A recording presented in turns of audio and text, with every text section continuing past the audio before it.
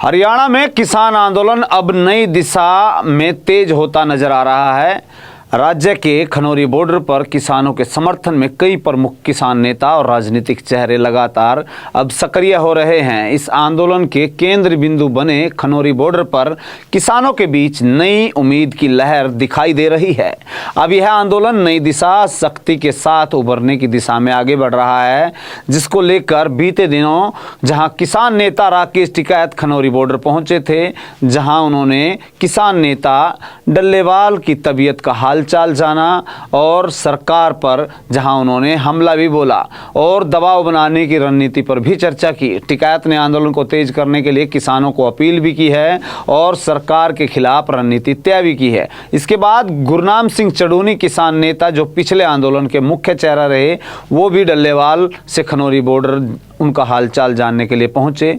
इतना ही नहीं, अब राजनीतिक नेतृत्व भी जहां आंदोलन में अपनी सक्रियता भागीदारी निभा रहा है। पहलवान एवं कांग्रेस नेता बजरंग पुनिया, विनेश फोगाट भी वहां पर हालचाल जानने के लिए पहुंची। अब अभय सिंह चौटाला भी आज एंट्री कर रहे हैं। अभय सिंह चौटाला के बारे में बता दें कि 13 महीने पीछे आंदोलन चले, अकेले ऐसे वो विधायक थे जिन्होंने उसमें अपने किसानों के समर्थन में इस्तीफा दे दिया था और अब फिर से नए ऐलान के साथ वो कूद पड़े हैं। उन्होंने कहा है, अगर किसानों के संघर्ष में उनकी पार्टी के 2 और विधायक विधानसभा में पहुंचे हैं, उसके बावजूद इस्तीफा देने की जरूरत पड़ी तो उसके लिए वो तैयार है।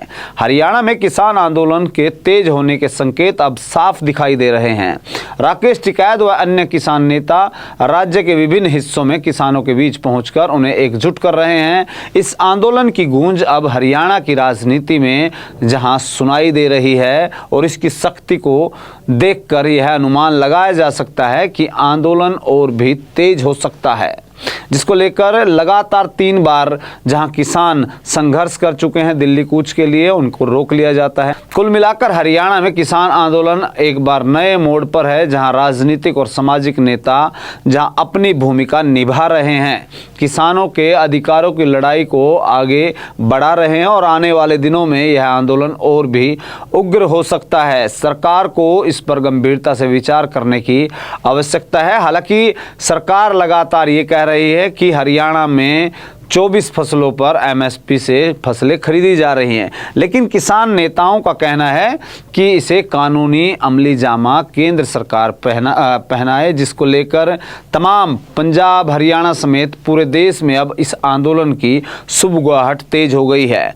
हालांकि हरियाणा के अंदर जिस तरीके से अब एक के बाद एक रामचंद्र जांगड़ा, जो कि राज्यसभा सांसद हैं भारतीय जनता पार्टी से, और उनका जिस तरीके से एक बयान आता है कि पिछले आंदोलन में 700 लड़कियां जहां गायब हुई थी और उसको लेकर अब तमाम जो सरकार के मंत्री हैं, नेता हैं, वो इस बयान से पीछे हटते नजर आ रहे हैं और मीडिया के इस सवाल से कहीं ना कहीं परहेज करता नजर आ रहे हैं। ये कहने के बावजूद सरकार के अंदर भी लगातार अब बचाव की स्थिति देखी जा रही है और जिसके चलते अब हरियाणा के किसानों में भी सुबगाहट तेज हो गई है। विपक्ष इसे मुद्दा बना रहा है। अब अभय सिंह चौटाला की खनौरी एंट्री से कहीं ना कहीं हरियाणा सरकार पर फिर से दबाव बढ़ने वाला है, क्योंकि कांग्रेस समेत अब आईएनएलडी भी इस आंदोलन में मुख्य रूप से कूद चुकी है।